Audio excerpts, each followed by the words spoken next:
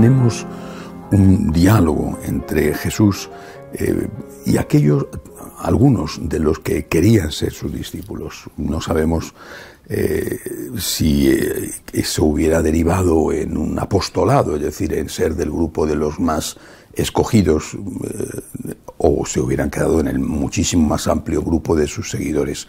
Pero en todo caso, la cuestión aquí de fondo es las dificultades para ese seguimiento. La familia, por ejemplo, una familia que no es una cosa mala, al contrario, es algo maravilloso, pero que a veces se pone como obstáculo para poder seguir a Jesús. La familia que se tiene o la familia que se podría tener. Por ejemplo, los padres o los parientes que no quieren que te vayas porque tienen otro plan sobre ti. No me refiero al caso que existe de un papá, una mamá, ancianos o enfermos que dependen del hijo y que si el hijo o la hija se marchan al seminario, en ese caso quedan en la ruina o quedan en una situación de indefensión. Evidentemente eso no se puede hacer porque hay un mandamiento sobre los padres y ese mandamiento es fundamental, es el primero de los mandamientos dedicados a la relación con los hombres. Honra a tu padre y a tu madre. Yo jamás aconsejaré a un muchacho o a una muchacha que abandone a sus padres y los deje en esa situación de indefensión. El cuidado de los padres está en primer lugar antes que otras cosas.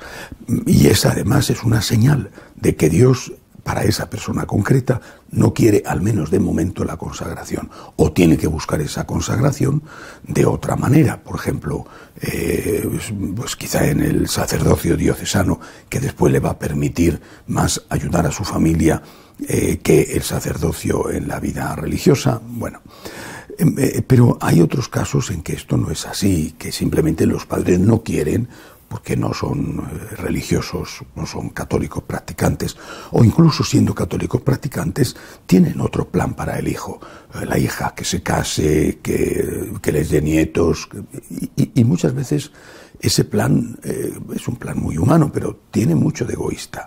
Es como si pretendieran imponer al hijo o a la hija con quién tienen que casarse, ¿no? Mira, yo quiero que te cases con esta persona y no te consiento, o si te casas con otro yo te voy a hacer la vida imposible.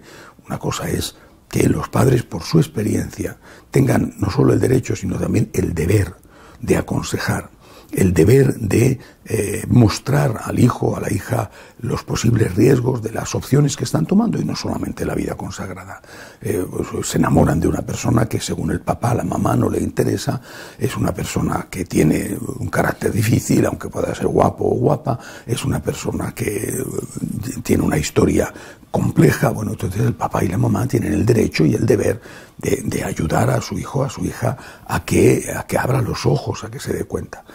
Pero al final, cuando sobre todo las personas son mayores de edad y tienen motivos hay motivos para creer que son adultos que actúan libremente, pues habrá que dejarles que tomen sus propias decisiones. Eso es un aspecto de las dificultades. El otro aspecto de las dificultades es la propia familia, no digamos la familia por crear, la familia por venir. Es muy humano, está en la naturaleza humana querer tener la propia familia y querer tener hijos, querer tener tu propio hogar.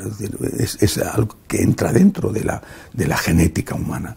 Y ahí es donde viene el sacrificio. Yo renuncio a esto, pero no renuncio a esto por nada, sino que renuncio a esto porque he encontrado otra cosa que para mí es mejor.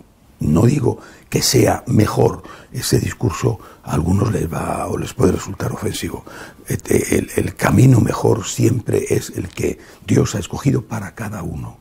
Para ti, la vida, el camino mejor para ser santo, para llegar a Dios, va a ser la vida familiar. Y para ti, el camino mejor para ser santo va a ser la consagración a Cristo y por Cristo al reino de Dios, a la evangelización, a la ayuda a los pobres.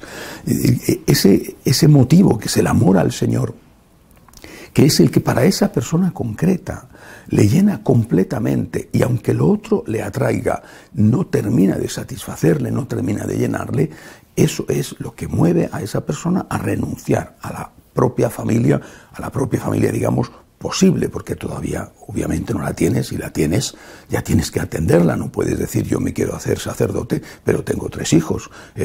Tienes 3 hijos pequeños, tienes que cuidarlos, tienes que educarlos.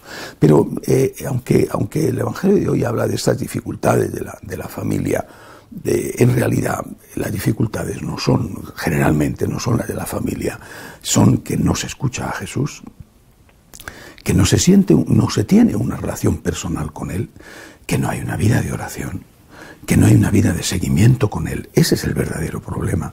Y esto hablo de los pocos jóvenes que son practicantes. Ese es el problema. O sea, el problema no es decir, mi familia me dice que no, porque un joven, una joven, es capaz, por lo menos la mayoría, de enfrentarse con su familia cuando su familia le dice no quiero que estudies esto, o le dice tienes que casarte con esta persona porque yo te lo digo.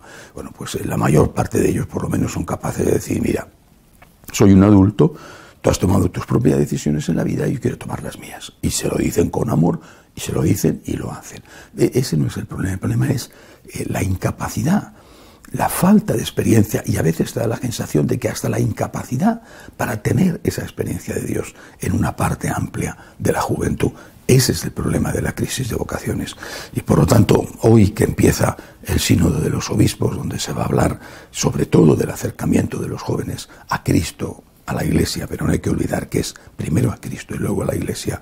El camino tiene que ser poner a esos jóvenes en contacto con Cristo, que conozcan más a Cristo, que hagan una experiencia espiritual, una experiencia religiosa, una experiencia personal, íntima, y que de esa experiencia después se derive lo que sea, la opción por la vida familiar o la opción por la vida consagrada.